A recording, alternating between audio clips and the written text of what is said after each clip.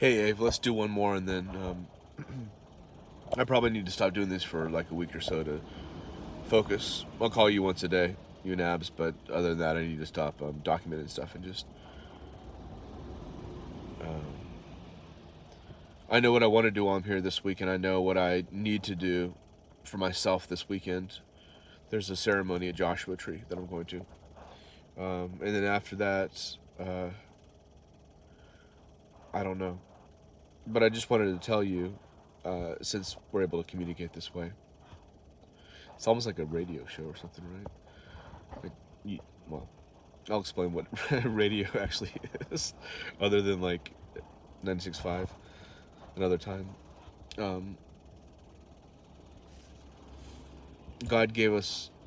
Here's what I want to tell you. God gave us our lives to live. He gave us free will, right? So we can choose what we want to choose, and we feel so guilty about our choices so much of the time, or at least I have most of my life.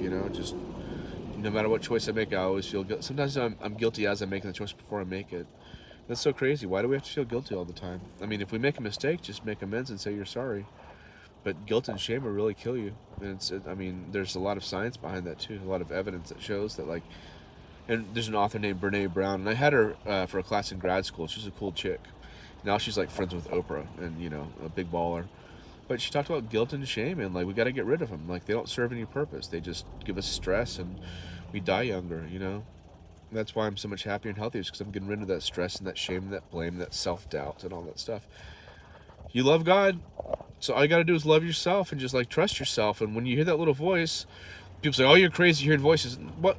I'm hearing the voice of God saying, hey, bro, you want to do this? I'm like, yeah, that sounds cool today.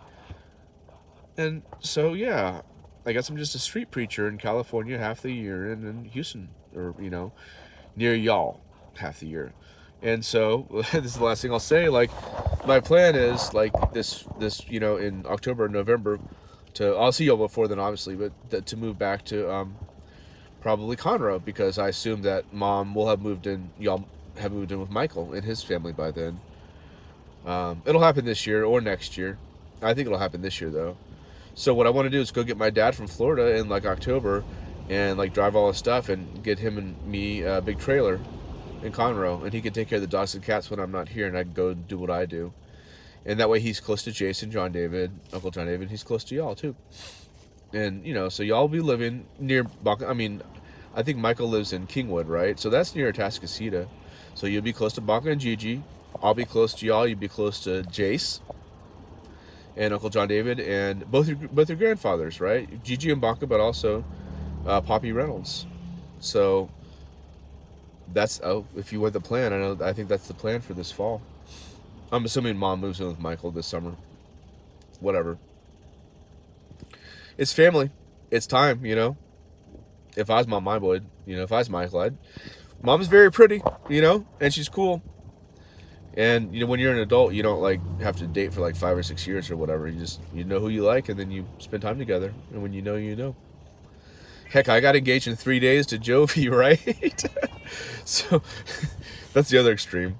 But there's no wrong path, right? Because that was a bad idea, but it led to something good. I learned a lot about myself and relationships, and now I don't give so much of myself away immediately. I save it for y'all and for me and for the street ministry. Street work takes a lot out of me. It's really emotional stuff. So I would like to meet a girl out here. There's a pretty girl named Mia I'm going to go see, but we'll see what happens. I wrote her a poem, Ave. I wrote Mia a poem, and I gave her like a little cup and like a necklace. And I brought her flowers, but